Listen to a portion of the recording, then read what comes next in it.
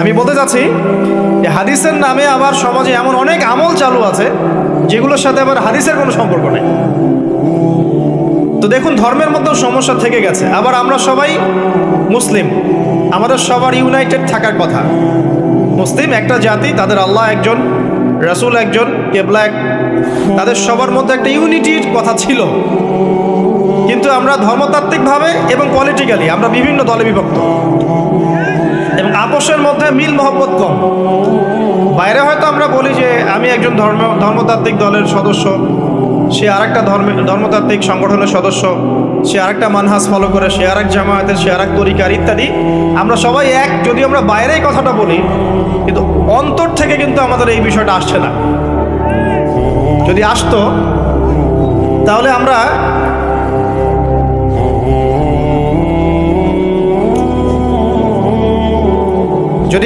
ভিতর থেকেই ঐক্যবদ্ধ হতে পারতাম, তাহলে উম্মার আজকে এই অবস্থা হতো না। তো দেখুন, ধর্মকেন্দ্রিক অনেক প্রবলেম থেকে গেছে এখন। আবার আল্লাহ রাসূল সাল্লাল্লাহু আলাইহি ওয়াসাল্লাম হাদিসের মধ্যে এবং আল্লাহ পাক কোরআনের মধ্যে ধর্ম নিয়ে বাড়াবাড়ি করতে নিষেধ করেছে। ধর্ম নিয়ে বাড়াবাড়ি করো না, তোমরা নিজেদের ধর্ম পালন করো। তা আমরা নিজের ধর্ম যতটা না পালন করি, অন্যের ধর্মের দিকে আঙ্গুলটা তার চেয়ে বেশি তুলি। আমরা আগে নিজের রিলিজিয়নটাকে ঠিক মতো পালন করি, দেখবেন সমাজ ঠিকই পরিবর্তন হয়ে গেছে ইনশাআল্লাহ। তো আমি একটা ধর্ম পালন করি বলে অন্য ধর্মের মানুষের প্রতি বিদ্বেষ পোষণ করতে হবে বা তাদের উপর ঘৃণার মনোভাব প্রকাশ করতে হবে, এটা আল্লাহ পাক শেখান নাই, তার রাসূল শেখান নাই। আল্লাহ এবং তার রাসূল কি শিখিয়েছেন? ইসলামের সত্য বিষয়টাকে আপনি সবার সামনে উপস্থাপন করবেন। যার ইচ্ছা হবে সে কবুল করবে, যার ইচ্ছা হবে সে অস্বীকার করবে। যার যার কবরে শেষে যাবে, যার যার হিসেব শেষে দিবে। চাপিয়ে দেওয়ার সিস্টেমটা ইসলামের মধ্যে নাই। এখন আসেন, পরিবারের আপনাকে ফিতনা কিছু বললাম। অর্থনীতির জীবনে যাবেন, ব্যবসা বাণিজ্যের মধ্যে যান, দেখেন বেশিরভাগ কালোবাজারি করছে, সিন্ডিকেট করছে, মজুদদার মাপে কম দিচ্ছে, জনগণকে ঠকাচ্ছে, করছে না? এগুলো পলিটিক্যাল ফিতনা, এগুলো ইকোনমিক্যাল ফিতনা। তারপরে আপনি আরো দেখবেন ইকোনমিক সেক্টরে রিবা ভর্তি, সুদ। রিবা মানে কি? সুদ, রিবা দিয়ে ভর্তি। ঘুষ ছাড়া কাজ হচ্ছে না, ঠিক আছে? অন্যের সম্পদ আত্মসাৎ না করলে আমাদের পেটের ভাত হজম হচ্ছে না। তো এই যে দুর্নীতি বলেন, ঘুষ বলেন, রিবা বা সুদ বলেন, হ্যাঁ, তারপরে কালো বাজারি বলেন, কালো টাকা সাদা করার টেন্ডেন্সি বলেন, পাচার বলেন, সবগুলো অর্থনৈতিক ফিতনা। এগুলো হচ্ছে কি? অর্থনৈতিক ফিতনা। আর বিশ্বের ফিতনা তো পরে, ওটা তো বলার অপেক্ষা রাখে না। মানে বিশ্বের সবচেয়ে বড় ফিতনা ছিল দ্বিতীয় বিশ্বযুদ্ধ। তার আগে একটা হয়েছে প্রথম বিশ্বযুদ্ধ, যেখানে প্রায় কয়েক কোটি মানুষ মারা গেছে। আর সেকেন্ড ওয়ার্ল্ড ওয়ারে আরও বেশি মানুষ মারা গেছে। তো এখন বিশ্বকে ঠেলে দেওয়া হচ্ছে একটা থার্ড ওয়ার্ল্ড ওয়ারের দিকে। মানে যে কোনো সময় একটা তৃতীয় বিশ্বযুদ্ধের আশঙ্কা করছেন এখনকার যারা মিলিটারি অ্যাফেয়ার্স নিয়ে পড়াশোনা করেন, ওয়ার্ল্ড অ্যাফেয়ার্স নিয়ে পড়াশোনা করেন, তারা এগুলো বলতে পারবেন ভালো। বিশ্বকে একটা খাদ্য মন্দার দিকে ঠেলে দেওয়া হচ্ছে, বিশ্বকে একটা দুর্ভিক্ষের দিকে ঠেলে দেওয়া হচ্ছে। এবং মহামারীর মধ্য দিয়ে অলরেডি কিন্তু আমাদের বিভিন্ন দেশের ইকোনমিক অবস্থা ভালো না। তার উপরে খাদ্য সংকট, তার উপরে যে বৈশ্বিক যুদ্ধগুলো, আমদানি রপ্তানি বন্ধ হয়ে যাচ্ছে, তেল গ্যাসের দাম বেড়ে যাচ্ছে, জনগণ হাহাকার করছে। এই পলিটিক্যাল গ্লোবাল অ্যাফেয়ার্সের ফিতনা এগুলা। তা আপনাকে এই জন্যই প্রথমে আমি একটা কথা বললাম যে ফিতনাময় একটা পরিবেশে একজন মুমিন যার অন্তর্দৃষ্টি আছে, যে কোরআন এবং সুন্নাহ দিয়ে এই বিশ্বের এই রহস্যগুলো উদ্ঘাটন করতে পারে, সে ভালো থাকতে পারে না। তার মনটা সবসময় কিন্তু মানে ব্যাকুল থাকবে যে কিভাবে এইসব সমস্যা থেকে নিজে উত্তরণের পথ খুঁজতে পারি, আর আমার পরিবারকে বাঁচাতে পারি, আর আমার জনগণকে বাঁচাতে পারি। আর যদি আপনি আত্মকেন্দ্রিক হন, স্বার্থপর হন, তাহলে নিজের চটকায় তেল দিবেন, নিজে ভালো থাকলেই বাপের নাম। তো দেখুন, এই জামানার কথাই নবীজি বলছেন সাল্লাল্লাহু আলাইহি ওয়াসাল্লাম, তোমাদের সামনে এমন একটা যুগ আসছে, নবীজি বলছেন জামানা সাবরিন, কঠিন জামানা। যেই জামানায় ঈমান নিয়ে চলাটা হবে হাতের মধ্যে আগুন নিয়ে চলার মতো। নবীজি বলছেন ওই সময়ে সাহাবী জিজ্ঞাসা করছেন, ইয়া রাসূলুল্লাহ, আমি ওই সময়ে কি করব? ওই সময় আমি কি করব? আমাকে কি পরামর্শ দিচ্ছেন? নবী সাল্লাল্লাহু আলাইহি ওয়াসাল্লাম বলছেন, হে আমর ইবনে আস, তুমি ওই সময় বাড়িতে অবস্থান করো, বাসায় থাকো, বিনা প্রয়োজনে বাড়ির বাইরে এসো না। ওই সময় তুমি নিজের পাপের জন্য আল্লাহর কাছে ক্রন্দন করতে থাকো, বিনা প্রয়োজনে বাড়ির থেকে বের হয়েও না। আর মানুষের সাথে এত বেশি মেলামেশা করো না, নিজে তোমার আমল, তোমার গুনাহ নিয়ে ব্যস্ত থাকো, তোমার পাপের জন্য আল্লাহর কাছে কান্নাকাটি করো, ইনশাল্লাহ তুমি নাজাত পেয়ে যাবে। এটা একটা অপশন, মানে ফিতনাময় পরিবেশে আপনি কিভাবে বাঁচবেন, এটা একটা অপশন। আরেকটা হাদিসে গিয়ে নবী সাল্লাল্লাহু আলাইহি ওয়াসাল্লাম বলছেন যে যখন এমন ফিতনাময় পরিবেশ আসবে, তখন যদি তোমরা এই আমর বিল মারুফ নাহি আনিল মুনকার, সৎ কাজের আদেশ, অসৎ কাজের নিষেধ, আমার সুন্নতের উপর অটল থাকতে পারো, তাহলে তোমরা 50 জন শহীদের নেকি পাবে।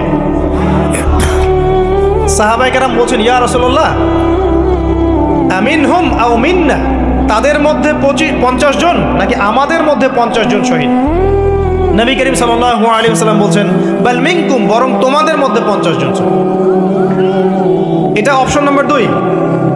এক কি বললাম, আপনি নিজেকে নিয়ে ব্যস্ত থাকেন, বাসায় থাকেন, বিনা প্রয়োজনে বাড়ির থেকে বের হবেন না, মানুষের সাথে কম মেলামেশা করেন এবং নিজের পাপের জন্যে আল্লাহর কাছে কান্নাকাটি করেন, নিজের আমল নামা নিয়ে ব্যস্ত থাকেন, ইনশাআল্লাহ নাজাত পাবেন। 2 নাম্বার, যদি আপনার কাছে আরও বেশি যোগ্যতা থাকে এবং আপনি আরও বেশি সাহসী হন এবং আপনি উম্মার, দেশের জনগণের কল্যাণ কামনা করেন, তাহলে অন্যদেরকেও এই ফিতনাময় পরিবেশে টিকে থাকার ফর্মুলা বলে দেন। এখানে সবর করেন, আমর বিল মারুফ নাহি আনিল মুনকারের কাজ করেন, আল্লাহ পাক আপনাকে ইনশাআল্লাহ 50 জন শহীদ সাহাবীর নেকি দিবেন। আরও অপশন আছে। কি অপশন? ওই যে আসহাবুল কাহফ কি করেছিল, একটা ফিতনাময় পরিবেশ থেকে নিজেরা আস্তে করে সরে গিয়েছে। যখন আপনি পরিবেশকে পরিবর্তন করতে আর পারছেন না, দাওয়াত দিয়েও কোনো কাজ হচ্ছে না, মানুষ কথাও শুনছে না, জুলুম নির্যাতন বাড়তেই আছে, টিকে থাকা মুশকিল, তখন তাদের হিসেবের দায়িত্ব আল্লাহর উপর ছেড়ে দেন, আপনি ওখান থেকে ডিসকানেক্টেড হয়ে যান। এটা একটা অপশন। এই অপশন বেছে নিয়েছিল ইব্রাহিম আলাইহিস সালাম, তার বাবাকে বুঝিয়েছেন, কাজ হয়নি, চলে গেছেন। এই অপশন বেছে নিয়েছিল আসহাবুল কাহফ, সবাইকে বোঝাচ্ছে কাজ হচ্ছে না, তার রাস্তায় করে চলে গিয়ে গুহার মধ্যে রাত কাটানো শুরু করেছে। এমনও হাদিস পড়েছি আমি যে ফিতনাময় পরিবেশে সবচেয়ে সৌভাগ্যবান হবে ওই শ্রেণীর মানুষ যারা দেখা যাবে যে পাহাড়ি কোনো এলাকায় বা দূরবর্তী কোনো জায়গায় বসবাস করছে, যেখানে বৃষ্টিপাত হয়, গরু, ছাগল, মেষ, বকরি এগুলো নিয়ে ওখানে চড়ায়, যখন আজানের সময় হয়, নামাজের ওয়াক্ত হয়, আজান দেয়, নামাজ পড়ে, দুনিয়ার ফিতনা থেকে এরা দূরে আছে, এরা সফল। এমনও হাদিস আছে।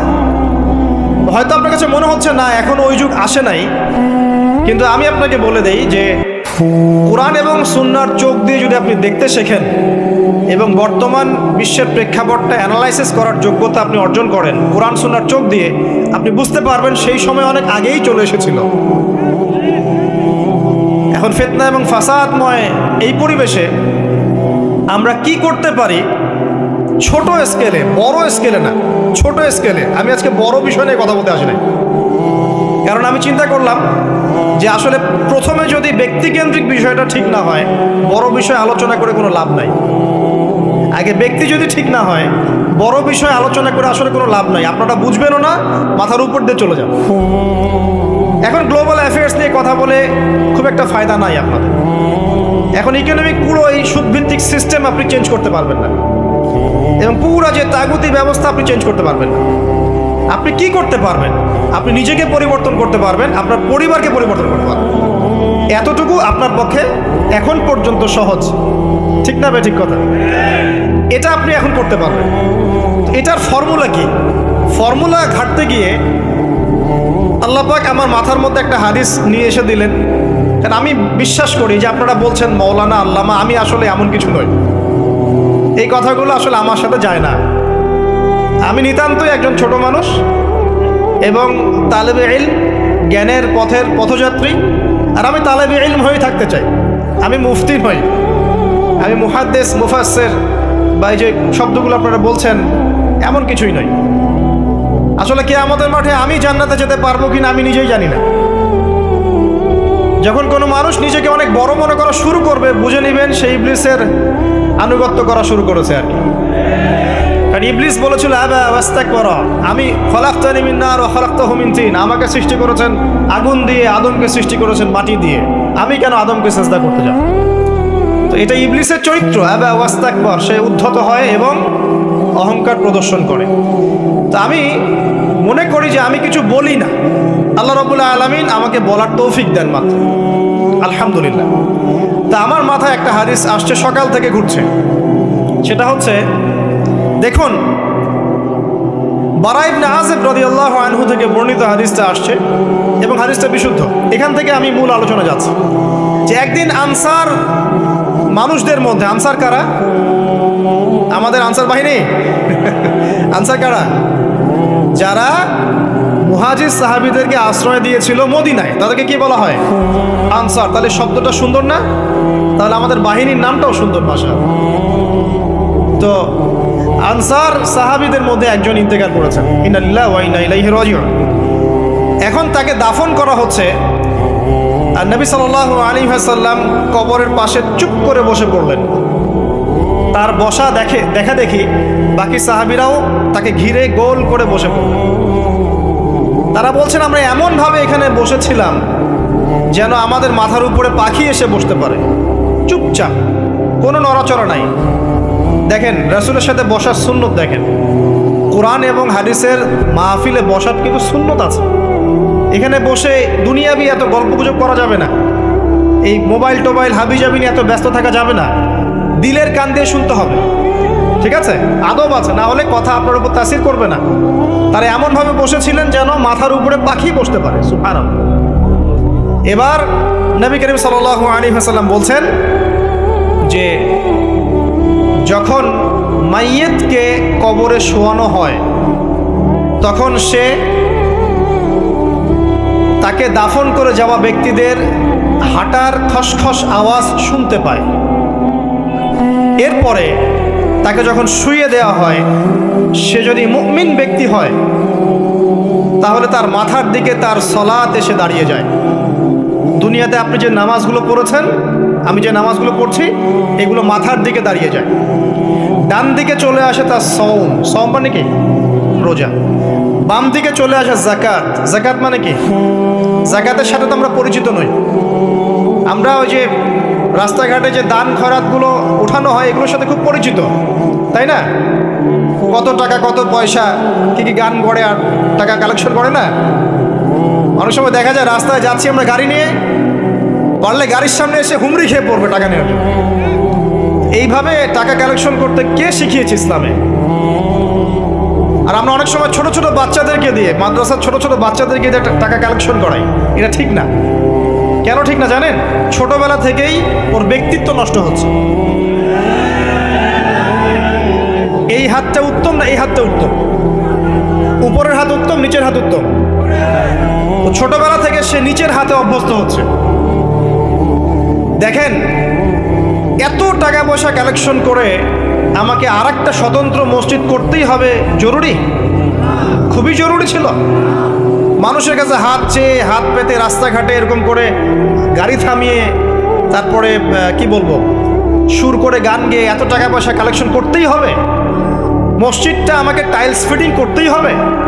এসি মসজিদ করতেই হবে? আমরা এমনও মসজিদ রংপুরে দেখেছি 10 বছরেও টাকা কালেকশন শেষ হয়নি। 10 বছর ধরে কালেকশন হচ্ছে। আমি ছোটবেলা থেকে দেখছি কালেকশন হচ্ছে। কি বুঝলেন? তো এগুলো আমাদের ব্যক্তিত্ব নষ্ট করে। মুসলিমরা উপরের হাতের মালিক। সারা বিশ্ব আমরা একসময় চালিয়েছি। এই পশ্চিমা সভ্যতা আমাদেরকে কি শিখায়? সারা বিশ্ব আমরা চালিয়েছি। এই আপনার উমাইয়া খেলাফতের সময়ও কর্ডোভায় আব্দুর রহমানের যে শাসন ছিল, কর্ডোভা, স্পেন, পর্তুগাল, এই পুরো জায়গাগুলো পশ্চিমা বিশ্বের, এগুলো মুসলিমরা শাসন করেছে প্রায় 500-600 বছর। ইতিহাস তো আমরা জানিও না, পড়িও না, ভুলে গেছে। ইতিহাস পড়তে হয়। হিস্ট্রি ঘাটলে দেখবেন রাসূল সাল্লাল্লাহু আলাইহি ওয়াসাল্লামের 23 বছরের নববী যুগ, স্বর্ণযুগ, তারপর আবু বকর সিদ্দিকের খেলাফত, তারপর উমর ইবনুল খাত্তাবের খেলাফত। আবু বকর সিদ্দিকের 2 বছর বা 2.5 বছর, উমর রাদিয়াল্লাহু আনহুর প্রায় 10 বছর, তারপর উসমান রাদিয়াল্লাহু আনহুর 12 বছর, আলী রাদিয়াল্লাহু আনহুর প্রায় 2-2.5 বছর, তারপরে হাসান রাদিয়াল্লাহু আনহু 6 মাস, এরপরে উমাইয়া খেলাফত শুরু হলো মুয়াবিয়া রাদিয়াল্লাহু আনহুর হাতে প্রায় 20 বছর। উমাইয়ারা শাসন করেছে প্রায় 90 থেকে 100 বছর। তারপর জাব নদীর যুদ্ধে উমাইয়া আব্বাসী ওরা একে অপরের সাথে যুদ্ধ করেছে, পরে উমাইয়ারা পরাজিত হয়ে আব্বাসীয়রা ক্ষমতায় গিয়েছে। ক্ষমতায় গিয়ে তারা প্রায় শাসন করেছে প্রায় 550 বছর। এদিকে উমাইয়াদের মধ্যে যারা পরাজিত হয়েছে ওরা চলে গিয়ে কর্ডোভা, আন্দালুসিয়া ওই দিকে খেলাফত কায়েম করেছে। তারপরে আবার এদিকে ফাতেমি খেলাফত ছিল, উসমানীয় খেলাফত ছিল, তারপরে মিশরে তুলুনি একটা রাজবংশ ছিল, আমাদের সাবকন্টিনেন্টে মোগলরা ছিল, সারা বিশ্বে আমরাই ছিলাম। ইতিহাস তো ভুলে গেছে। তা আমরা সবসময় উপরের হাত ছিলাম, উপরের হাত আমরা দিতাম, মানুষ নিত। আর এখন কি হয়েছে? আমরা এখানে আমরা চাই, মানুষ দেয়। আর ওরা কি আর এমনি দেয়? ওরা চড়া সুদ দিবে না? ওয়ার্ল্ড ব্যাংকে যান লোন নিতে, চড়া সুদ। মানে এই সুদ শোধ করতে গিয়ে বিভিন্ন দেশ শ্রীলঙ্কা হয়ে যাচ্ছে। সুদ তো শোধ করতে হবে, এমনি তো আপনাকে আর এগুলো দিবে না। এই সুদটা শোধ করতে গিয়ে আমাদের জিনিসপত্রের দাম বেড়ে যাবে, তারপরে দেখবেন জনগণের উপর কর বেড়ে যাবে, অনেক প্রবলেম। আর এই প্রবলেমগুলো ফেস করতে হবে কি কারণে? রিবা বা সুদের কারণে। তো এই যে বলছি, দেখেন ছোটবেলা থেকেই যে আমরা নিচের হাতে অভ্যস্ত হচ্ছি, এটা ত্যাগ করতে হবে। ব্যক্তিত্বের পরিচয় দেন। এত টাকা পয়সা চেয়ে প্রতিষ্ঠান করার দরকার নাই। আমার জমি আছে 1 বিঘা, আমি প্রতিষ্ঠান করবো ইনশাআল্লাহ। আপনার 2 বিঘা আপনি করেন, যার সামর্থ্য আছে সে করবে, সামর্থ্য নেই করার দরকার নেই। আর একটা মসজিদ যদি কবুল হয়, একটা মসজিদ একটা জেলার জন্য যথেষ্ট। একটা মসজিদ নববী থেকে নবী সাল্লাল্লাহু আলাইহি ওয়াসাল্লাম সারা দুনিয়া শাসন করেছে। আর আমাদের তো কোটি কোটি মসজিদ বাংলাদেশে। এই যুগের কথাও নবীজি বলেছেন, যে যুগে মসজিদগুলো চাকচিক্যময় হবে, মসজিদগুলো কি হবে? চাকচিক্যময় হবে, হেদায়েত উঠে যাবে, এবং মসজিদের মধ্যে শোরগোল, হট্টগোল বেড়ে যাবে। দেখেন না মসজিদে হট্টগোল বেড়ে গেছে না? এটা সেই যুগ। তো যেটা বলছিলাম প্রিয় ভাইরা, যে নিচের হাতে অভ্যস্ত না, উপরের হাতে অভ্যস্ত হতে হবে। এই কারণে এই যে একটা হাদিসের কথা শুরু করলাম, যে আনসার সাহাবী কারা ছিল? যারা মুহাজির সাহাবীদেরকে আশ্রয় দিয়েছে। এখন এই সাহাবীদের মধ্যে একজন ইন্তেকাল করেছে, তার লাশ যখন রাখা হচ্ছে তখন নবীজি বলছেন, মাথার দিকে মাইয়েতের আসে কি? সলাত। সলাত মানে কি? নামাজ। 5 ওয়াক্ত নামাজ আজকে থেকে ছাড়বেন? ওয়াদা করেন আজকে থেকে 5 ওয়াক্ত নামাজ ছাড়বো না ইনশাআল্লাহ। একটা হাদিস খালি বলি, মান তারাকা সালাতান মুতাআম্মিদান ফাকাদ কাফারা, মান তারাকা সালাতান মুতাআম্মিদান ফাকাদ কাফারা। আবার শোনেন, قال رسول الله صلى الله عليه وسلم من ترك صلاة متعمدا فقد كفر। আর মুয়াজ বিন জাবাল রাদিয়াল্লাহু আনহু কে নবীজি বলেছেন, মান তারাকা সালাতা মুতাআম্মিদান ফাকাদ বারিয়াত মিন জিম্মাতিল্লাহ। যে ব্যক্তি নিজের উপর ফরজ নামাজ ছেড়ে দিল, সে কুফরি করলো। মুয়াজ বিন জাবালকে নবী সাল্লাল্লাহু আলাইহি ওয়াসাল্লাম বলছেন, যে ব্যক্তি ফরজ নামাজ ইচ্ছা করে ছেড়ে দিল, সে ব্যক্তি আল্লাহর জিম্মা থেকে মুক্ত হয়ে গেল। ছাড়বেন প্রিয় ভাই 5 ওয়াক্ত নামাজ জামাতের সাথে ইনশাআল্লাহ। আল্লাহ আমাকে তৌফিক দেখ, আপনাদের সবাইকে তৌফিক দান করুন, আমিন। জামাত যদি না পান একা পড়ে নেবেন, ঠিক আছে? যদি ঘুমিয়ে থাকেন ঘুম থেকে উঠে পড়বেন, ভুলে গেছেন যখন মনে হবে তখন পড়বেন। ওযু করার পানি নাই, কি করবেন? তায়াম্মুম করবেন। তায়াম্মুমেরও কিছু নাই, আপনার কোনো কাপড়ই নাই, সতর থাকার কোনো কাপড়ই নাই, কি করবেন? বসে নামাজ পড়বেন ওই অবস্থাতে। এটা কোনো মাফ নাই। মানে আপনার ওযু করার কোনো পানি নাই, তায়াম্মুমের কিছুই নাই, কাপড়ও নাই সতরে, তখনও নগ্ন হয়ে বসেই নামাজ পড়তে হবে, মাফ নাই। যখন শোয়ানো হবে মাথার দিকে কি থাকবে? সালাত। তাহলে আমরা যারা ফরজ সালাত এখন আদায় করছি না, আজকে তওবা করেন, বলেন আস্তাগফিরুল্লাহ আল্লাযী লা ইলাহা ইল্লা হুয়াল হাইয়ুল কাইয়্যুম ওয়া আতুবু ইলাইহি। হে আল্লাহ, আমরা তওবা করছি, সারা জীবনে যত নামাজ পড়ি নাই, এই সমস্ত নামাজ না পড়ার পাপ থেকে তোমার কাছে তওবা করছি। ঠিক আছে? এটা আস্তাগফিরুল্লাহর অর্থ নয়, আমি বাংলায় বললাম। আর যদি নামাজ কাজা করে আদায় করে দিতে পারেন আলহামদুলিল্লাহ, খুবই ভালো হয়। যদি নাও পারেন তাও এখন থেকে আর কোনো নামাজ বাদ দিয়ে না, আর বেশি বেশি নফল নামাজ পড়ার চেষ্টা করেন। আল্লাহ পাক তৌফিক এনায়েত করুন। আসুন, তারপরে ডান দিকে কি? সওম। সওম মানে কি? রোজা। রমজান মাসে রোজা রাখি সবাই তো, মাশাআল্লাহ, আলহামদুলিল্লাহ। রমজান মাসে সওম রাখার পাশাপাশি বেশি বেশি নফল সওম রাখার ব্যাপারে অভ্যস্ত হওয়ার চেষ্টা করতে হবে। সবচেয়ে সেরা সওমগুলো হচ্ছে মাসের 3 দিন, আইয়ামে বীজের সওম, চাঁদের 13, 14 এবং 15 তারিখ। আর সপ্তাহে 2 দিন, সেটা হলো বৃহস্পতিবার এবং কি সোমবার। আল্লাহ পাক তৌফিক দান করুন, আমিন। এছাড়া আরাফার সওম আছে, আশুরার সওম আছে, ঠিক আছে, জিলহজ মাসের প্রথম 10 দিন রাখতে পারেন, ইত্যাদি। এবার বাম দিকে কি? যাকাত। যেটা বলছিলাম, যাকাতের সাথে আমরা খুব একটা পরিচিত নই, অথচ যাকাত একটা ফরজ ইবাদত। কেউ যদি নামাজ এবং যাকাতের মধ্যে পার্থক্য করে সে ব্যক্তি কাফের হয়ে যাবে। কেউ যদি মনে করে নামাজ আমি মানি, যাকাত আমি মানি না, তাহলে কাফের হয়ে যাবে। নিসাব পরিমাণ সম্পদ হলে প্রত্যেক মুসলিমের উপর যাকাত ফরজ, ঠিক আছে? এবং এই যাকাতই হচ্ছে আপনার ইসলামিক অর্থনীতির মূল ভিত্তি।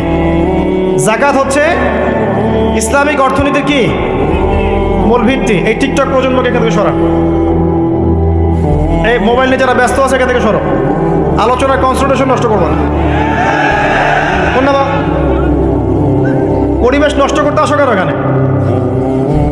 দিনের কথা শুনতে যদি আসতে পারো তাহলে আসবো, আদারওয়াইজ আসার দরকার নাই। এখানে কথা হচ্ছে আল্লাহ এবং রসুলের, তুমি কথা বলতেছো পাশে। আল্লাহ এবং তার রসুলের কথা হচ্ছে, এখানে তুমি কথা বলো কোন সাহসে? সূরা হুজুরাতে আল্লাহ রসুল সাল্লাল্লাহু আলাইহি ওয়াসাল্লাম, সূরা হুজুরাতে আল্লাহ পাক বলেছেন যে রাসূলের কথার উপরে কেউ যদি জোরে কথা বলে তার আমলনামা নষ্ট হয়ে যাবে। রাসূল কথা বলছেন, তার উপরে যদি জোরে কেউ কথা বলে আমলনামা নষ্ট হয়ে যাবে। আর এই মাহফিলগুলোতে আল্লাহ এবং তার রাসূলের কথা হয় না? এখানে কি যা ইচ্ছা তাই কথা বলা যাবে? যদি কোনো প্রয়োজন থাকে মাহফিল শেষ হবে তারপর কথা বলবে। এই আদবগুলো না শিখতে পারলে মাহফিলের বরকত থাকে না। আর মোবাইলটা যে আমাদের কি করে দিল ভাই, মানে পুরো কমন সেন্স, হিউম্যান বিহেভিয়ার সব নষ্ট করে ফেলছে। বসে আছেন চুপচাপ, মানে এমন হয় ফোনটা বের করছে, এমন অস্ত্র বের করছে, ফোন বের করে খাটাস করে মুখের সামনে ফোন। অনুমতিরও প্রয়োজন নাই যে ভাই একটা ছবি কি নিব, পারমিশনেরও দরকার। মানে ম্যানার্স কমন সেন্স নষ্ট করে ফেলছে। আগে মুসলিমদের সাথে 2টা জিনিস থাকতো। যখন মুসলিমরা সারা বিশ্বকে নেতৃত্ব দিয়েছে তখন ডান দিকে একটা বড় তরোয়াল থাকতো আর বাম দিকে একটা ছোট খঞ্জর থাকতো, জানেন? এই মোগল আমলও দেখবেন, নবাব সিরাজউদ্দৌলাদের আমলও দেখবেন, ডান পাশে একটা বড় সোর্ড থাকতো আর বাম পাশে থাকতো একটা ছোট খঞ্জর। ওই 2টা জায়গায় এখন স্থান নিয়েছে। ডান পকেটে একটা বড় স্মার্টফোন আর বাম পকেটে ছোট একটা আবার কথা বলা ফোন। মানসিকভাবে আমরা সুস্থ নই এখন। আল্লাহ পাক আমাদেরকে বোঝার তৌফিক দেখ। কথাগুলো আঘাত করার জন্য বলছি না, আমি কথাগুলো বলছি এই কারণে যে আমাদের এই যুব সমাজকে নিয়ে আমাদের অনেক আশা। যুবকরা ইসলাম শিখবে, এলেম শিখবে, আমল করবে, ইনশাআল্লাহ আগামী দিনে এই জাতিকে নেতৃত্ব দিবে। তো এই সময় থেকে যদি ওদেরকে ট্রেন্ড আপ করা না যায়, তাদের ম্যানার্স, বিহেভিয়ার, হিউম্যান বিহেভিয়ারগুলো ডেভেলপ করা না যায়, তাহলে আগামী দিনে কি এরা জাতিকে নেতৃত্ব দিতে পারবে? তো যে কথা বলছিলাম প্রিয় ভাইরা, দেখুন যাকাত ইসলামিক অর্থনীতির মূল ভিত্তি। কিভাবে জানেন? ব্যবসা এবং যাকাত এটা কি করে? এটা একটা মার্কেটের মধ্যে সম্পদ ঘুরতে থাকে। আমি বুঝাচ্ছি আপনাকে। মনে করেন আপনি ব্যবসা করছেন এবং যাকাত দিচ্ছেন। যাকাত কারা দিবে? যারা যাকাতের নিসাব পরিমাণ সম্পত্তি রাখে, মানে কিছুটা ধনী তারা। তো তারা ব্যবসা করছে, মাশাআল্লাহ। ব্যবসা যখন করে, ব্যবসায় কি থাকে? লাভ থাকে, লস থাকে, লাভ থাকে, লস থাকে। লাভও হতে পারে আপনার, লসও হতে পারে। আর সুদে কি? শুধু লাভ, লস আছে? লস নাই। পার্থক্য বোঝেন। এখন ব্যবসা যখন আপনি করবেন, এই টাকা বা মূল যে ক্যাপিটাল যেটা বলে অর্থনীতির ভাষায়, এটা মার্কেটের মধ্যে সার্কুলেট করতে থাকবে। আজকে আপনি ধনী, লাভ করেছেন, কালকে লস করবেন, এই ধন আরেকজনের হাতে চলে যাবে। সে আবার ব্যবসা করছে, সে লাভ করলে সম্পদ তার হাতে থাকলো, লস করলে আরেকজনের হাতে। মানে এই মানিটা, ক্যাপিটাল যেটা, এটা মার্কেটের মধ্যে ঘুরতে থাকে। আজকে কেউ ধনী, কালকে কেউ ধনী, আজকে কেউ ফকির, কালকে কেউ ধনী, এভাবে। এখানে আল্লাহ পাক যাকে ইচ্ছা হয় ধন দেন, যাকে ইচ্ছা হয় দরিদ্র করেন, এটা আল্লাহ পাক নিয়ন্ত্রণ করেন। আবার এর মধ্যে যারা ধনী হবে তারা আবার জাকাত দিবে। কাকে জাকাত দিবে? যে গরিব তাকে। এই কারণে অর্থনৈতিক সাম্য থাকবে এবং টাকা, ক্যাপিটাল মার্কেটে সার্কুলেট করতে থাকবে। এটা হচ্ছে ইসলামিক ইকোনমিক্স। বোঝাতে পারছি না মনে হয়। আর রিবাই কি হবে? রিবাই কোনো লসের চান্স নাই। মানে এখানে ধনী আরও ধনী হতে থাকবে, গরিব আরও গরিব হতে থাকবে, প্লাস জাকাতও দিবে না। তখন সমাজের একটা অংশ অনেক ধনী হবে, আরেকটা অংশ একদম মাটিতে পড়ে যাবে, কোনো ব্যালেন্স হবে না। এই কারণে বিশ্বের একটা অংশ, ওই বিশ্বের একটা বড় অংশ যারা সুদখোর, যেখান থেকে সুদ এসেছে, ওইটা আস্তে আস্তে ধনী হয়ে গেছে এবং বিশ্বের বহু কান্ট্রি আস্তে আস্তে দারিদ্র সীমার নিচে চলে আসছে। এটা শুধু ব্যক্তির ক্ষেত্রেই নয়, এটা সমাজের ক্ষেত্রেই নয়, পুরো বিশ্বেটা হচ্ছে। তো এই হলো রিবা এবং ব্যবসা ভিত্তিক, জাকাত ভিত্তিক ইকোনমিক সিস্টেমের পার্থক্য, বেসিক ডিফারেন্স। রিবার মধ্যে আল্লাহ পাক তার হাত উঠিয়ে নেন, আল্লাহ পাক সেখানে আর ইন্টারফেয়ার করেন না। ঠিক আছে, সুদ খাচ্ছ, তুমি তোমার মতো চলো। আর ব্যবসা ভিত্তিক ইকোনমিক্স চললে আল্লাহ পাক সেখানে কাউকে ধন দিবেন, কারো কাছ থেকে দিবেন। আপনার ধন নিয়ে আমাকে দিবেন, আমার ধন নিয়ে আপনাকে দিবেন। আর আমি যদি ধনী হই, আমি আবার জাকাত দিব, সেই জাকাতের টাকা আবার আপনার হাতে যাবে, কেউ না খেয়ে মরবে। তো সামনে এই যে বলা হচ্ছে 2023 সাল, শুধু 23 সাল না, আমার অবজারভেশন 2026-27 পর্যন্ত একটা অর্থনৈতিক মন্দা চলতে পারে। বলবে কিছু কিছু লোক যে ভবিষ্যৎবাণী করতে যাওয়া, এটা ভবিষ্যৎবাণী নয়। আপনি বর্তমান সম্পর্কে খবর রাখেন না বলেই বর্তমানকে আপনার ভবিষ্যৎ মনে হচ্ছে। আমাদের অনারেবল মিনিস্টার যারা আছেন ওদেরকে জিজ্ঞাসা করেন, তাদেরকে জিজ্ঞাসা করেন, তারাও বলছেন যে 2023 সাল থেকে 26 সাল খাদ্য মন্দার মধ্যে যাবে। দেখেন নাই? তারা এই কথা বলছেন কারণ তারা বুঝতে পারছেন ওয়ার্ল্ডের অবস্থা ভালো না। এখানে একটা সলিউশন বলছে, ইচ্ছা হলে আপনি গ্রহণ করতে পারেন, ইচ্ছা হলে নাও করতে পারেন। আমার তো চাপিয়ে দেওয়ার কোনো ক্ষমতা নাই। ফাযাক্কির ইন্নামা আনতা মুযাক্কির, আপনি শুধু উপদেশদাতা। লাস্তা আলাইহিম বিমুসাইতির, আপনি কারো প্রতি দারোগা নন। কি উপদেশ? এই যে জাকাত, যেটা জাকাত, আমাদের জাকাত যেটা আসে, এটাকে একটু বড় পরিসরে কালেক্ট করার চেষ্টা করতে হবে। করে যদি আমরা সুষ্ঠু বন্টন করতে পারি গরিবদের মাঝখানে, ইনশাআল্লাহ কেউ খাদ্য অভাবে মারা যাবে না ইনশাআল্লাহ। আল্লাহ পাক আমাদেরকে বোঝার তৌফিক দান। এর পাশাপাশি তারা যেটা বলেছেন, ইকোনমিক সেকশনের লিডার যারা আছে তারা যেটা বলছেন এটা ঠিক বলছেন। তারা বলছেন কৃষিভিত্তিক অর্থনীতির কথা বলছেন, এটার সাথে আমি 100% একমত।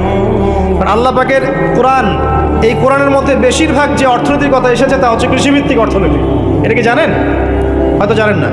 কোরআনে যত ইকোনমিক সিস্টেমের কথা আসছে তার মধ্যে সবচেয়ে বেশি এসেছে কৃষিভিত্তিক অর্থনীতির কথা, তারপর ব্যবসা এবং জাকাত।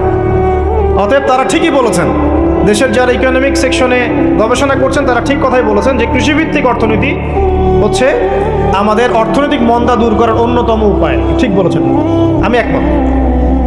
তো জাকাত যেটা কথা বলছিলাম, বাম দিকে জাকাত আসবে, তো জাকাত আমরা দিব তো ইনশাল্লাহ ভাই। যাদের শোনেন, বাংলাদেশে এমন অনেক শিল্পপতি আছে যাদের একজনের জাকাতের টাকা দিয়ে একটা গ্রাম চলতে পারে। আর জাকাতের টাকা কিন্তু শুধু এক বছরে আসবে না, প্রতি বছরেই ঘুরে ঘুরে আসবে। মনে করেন যে আপনাদের এলাকার মধ্যে অনেক বিত্তশালী আছেন, আমি দোয়া করি মন থেকে আল্লাহ পাক বিত্তশালীদের অন্তরটাকে নরম করে দিক এবং ওসমান রাদিয়াল্লাহু আনহুর মতো দানশীল করে দিক। আমরা দোয়া করি, আমরা কারো খারাপ চাবো, সবার জন্য হেদায়েতের দোয়া করব। টাকা থাকতে তো সমস্যা নাই, কিন্তু টাকা থেকে যদি ওসমান রাদিয়াল্লাহু আনহুর মতো হতে না পারলাম তাহলে সমস্যা। টাকা থাকতে কোনো সমস্যা নাই, ধন আপনাকে আল্লাহ দিতেই পারে। এই ধনটাকে উসমান গনি রাদিয়াল্লাহু আনহুর মতো আল্লাহর পথে বিতরণ করে দেন, ইনশাআল্লাহ আল্লাহ পাক আপনাকে জান্নাতুল ফেরদৌস দান করবেন। তো অনুরোধ থাকবে, দেখেন আপনারা যদি একটা এলাকার জাকাত কালেক্ট করতে পারেন, মনে করেন কথার কথা এখানে কিছু মেয়ে আছে যারা খারাপ পথে পা বাড়িয়েছে, আমার কথা বুঝতে পারছেন? আচ্ছা, এরকম পল্লী অনেক জায়গায় আছে না? এক বছরের জাকাতের টাকা দিয়ে সমস্ত যৌনপল্লীর মেয়েদেরকে কাজ দেওয়া সম্ভব, কর্মে আনা সম্ভব। ওদেরকে কাজের ব্যবস্থা করে দেন, ওরা কখনোই এই সেক্স ওয়ার্কারের কাজ করবে না ইনশাআল্লাহ। কোনো মেয়েই এই কাজ করতে চায় না, আমার মত। কোনো মেয়েই চায় না যে ইজ্জত বিক্রি করে খাবো, কোনো মেয়ে চাবে? কখনো চাবে না। ওকে আপনি ভালো কাজের ব্যবস্থা করে দেন এই জাকাতের টাকা দিয়ে, দেখবেন ইনশাআল্লাহ সে ওই খারাপ পথ ছেড়ে দিয়েছে। অনেক দেখবেন দরিদ্র মানুষ আছে যে পড়াশোনা করার কোনো সুযোগ নাই, টাকা পয়সা নাই, পড়াশোনা করতে চায় কিন্তু টাকা পয়সা নাই, দিনের জ্ঞান অর্জন করতে চায়, দেশকে কিছু দিতে চায়, টাকা নাই, তাকে আমরা হেল্প করতে পারি না? পারি। অনেক মানুষ আছে মাদক দ্রব্য বিক্রি করছে, তাকে বুঝান, দিনের হেদায়েত দেন যে ভাই আমি তোমাকে আরো ভালো চাকরি দিব, ভালো ব্যবসা দিব, তুমি ছাড়বা কিনা? বলবো আমি ছেড়ে দেবো ইনশাআল্লাহ। বুঝালে ছেড়ে দেবে ইনশাআল্লাহ। এই যে মেগা প্রজেক্ট যেটা কথা বলি আমরা, আত্ম উন্নয়নমূলক বলেন, যুব উন্নয়নমূলক বলেন বা কান্ট্রি ডেভেলপমেন্টের কথা বলেন, এখানে যাকাত একটা বড় শক্তি হতে পারে। তবে এটাকে সুষ্ঠুভাবে কালেক্ট করতে হবে এবং যাকাতের যে 8টা খাত আছে এই খাতগুলোতে সুষ্ঠুভাবে বন্টন করতে হবে। অমুসলিমদেরকেও যাকাত দেওয়া যায়, জানেন? অমুসলিম যদি কেউ থাকে, দরিদ্র, তাকেও যাকাত দিয়ে সহযোগিতা করা যায়। আমরা সহযোগিতা করি না বলেই তো ওই যে পশ্চিম থেকে লোকজন এসে সহযোগিতা করে খ্রিস্টান বানাচ্ছে এখন সবাইকে। আরো বাড়বে দিন দিন, দেখেন আমরা তো সহযোগিতা করছি না। আপনার পাশে আপনার প্রতিবেশী না খেয়ে মারা যাচ্ছে, আপনি যাচ্ছেন না। এখন তো অন্য কেউ এসে যদি সাপোর্ট করে, ও তো তার দলেই ভিড়বে তখন, স্বাভাবিক। এটাই হচ্ছে এখন। আল্লাহ বোঝার তৌফিক দান করুক আমাদের। বাম দিকে মাইয়াতের থাকবে কি ভাই? যাকাত। তারপরে পায়ের দিকে চলে আসবে তার আত্মীয়তার সম্পর্ক রক্ষার ইবাদত, তার এই যে অন্যান্য দান সদকা, তার নফল আমল, তার তাসবিহ তাহলিল, তার কোরআন তেলাওয়াত ইত্যাদি পায়ের দিকে চলে আসবে। এখানে একটা হাদিস এসেছে, সূরাতুল মুলক যে ব্যক্তি রাতের বেলা তেলাওয়াত করবে, কোন সূরা ভাই? তাবারাকাল্লাযী বিয়াদিহিল মুলক ওয়া হুয়া আলা কুল্লি শাইইন কাদির। এই সূরা যে ব্যক্তি রাতের বেলা করে তেলাওয়াত করবে, ইনশাআল্লাহ সূরা মুলকও কবরে তার সাথে থাকবে এবং কবর আযাব থেকে সূরা মুলক তাকে বাঁচাবে ইনশাআল্লাহ। আমি বুঝাচ্ছি যে কি অবস্থাটা হবে। এবার দুজন ফেরেশতা মাথার দিক থেকে আসবেন, আসতে চাইবেন, সালাত বলবে এখান দিয়ে আসা যাবে না, এদিক দিয়ে আসা যাবে না। ডান দিক দিয়ে আসতে চাইবেন, এদিক দিয়ে আসা যাবে না। বাম দিক দিয়ে আসতে চাইবেন, যাকাত বলবে এদিক দিয়ে আসা যাবে না। পায়ের দিক দিয়ে আসতে চাইবেন, আমলগুলো বলবে এদিক দিয়ে আসা যাবে না। তখন যাই হোক তারা আসবেন। এটা তাদের, এটা কথা কি? এটা কথাটা হচ্ছে যে সলাতের গুরুত্ব, মানে সে সলাত আদায় করেছে, সে আমার হক আদায় করেছে, আমি তার পক্ষে আছি, এটা পক্ষে বোঝাচ্ছে। রোজা বলবে আমি ওর পক্ষে আছি, তাকে আপনি কোনো শাস্তি দিবেন না, আমি তার পক্ষে আছি। আপনারা দুজন তাকে শাস্তি দিবেন না, আমি যাকাত তার পক্ষে আছি, এটা পক্ষে থাকার কথা। তারপরেও তারা আসবেন, চোখগুলো হবে নীল এবং কালো, বড় নীলাপ চোখের, কালো। মুনকার নাকি উঠে বসিয়ে দেওয়া হবে। এবার 3টা প্রশ্ন। প্রথমে প্রশ্ন হচ্ছে কি? মান রব, তোমার রবকে? তখন মুমিন বান্দা বুক ফুলিয়ে বলবে রব্বি আল্লাহ, আমার রবকে আল্লাহ। পৃথিবীতে যে ব্যক্তি আল্লাহর সাথে শিরিক করে নাই, আল্লাহর তাওহীদের উপর থেকেছে এবং তার উপরে মৃত্যুবরণ করেছে, ইনশাআল্লাহ সে ব্যক্তি এর উত্তর নির্দ্বিধায় দিতে পারবে ইনশাআল্লাহ।